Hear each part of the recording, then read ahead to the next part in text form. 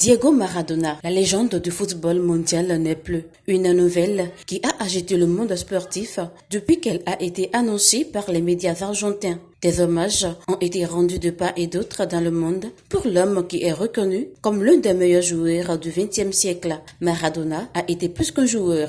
C'est un génie. On se rappelle encore de ce but marqué de la main.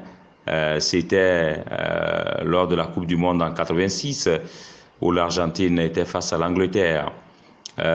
Il a marqué justement un but de la main, une main qui était visible par tout le monde sauf pour l'arbitre. Et d'où la dénomination ou l'appellation de ce geste, la main de Dieu. Alors je dirais que seul Maradona est capable justement de marquer un but de la main et que la main ne soit pas visible. C'est réellement un génie. Il est au-delà du footballeur, un prophète du football, je dirais ainsi, un véritable prophète du football, parce que tout simplement il a réalisé des choses extraordinaires. Il est capable de prendre un ballon ou un citron ou bien un ballon de tennis et de jongler avec et de faire rebondir ça sur ses épaules, sur la tête ensuite. Il est unique, main, pourquoi pas demain un Maradona. Qui sait demain si nous aurons quelqu'un qui fera mieux que lui. C'est pas exclu, je ne l'exclus pas du tout, mais j'attends bien ce moment-là. Je serai très heureux de vivre ces moments-là, de savoir tout simplement que la planète football n'a pas fini de nous enfanter des génies. L'Argentin, bien qu'il n'ait pas eu de relation particulière avec l'Afrique, il y compte pourtant de nombreux admirateurs. Une action aussi importante en faveur du continent africain porte sa signature.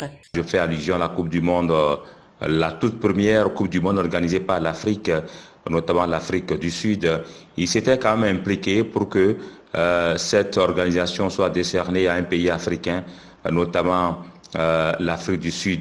On dira c'est quelqu'un qui avait quand même milité pour que la FIFA accorde l'organisation du Mondial 2010 à un pays africain, et ce fut l'Afrique du Sud. Également, c'est face à face avec certains pays africains, notamment le Cameroun.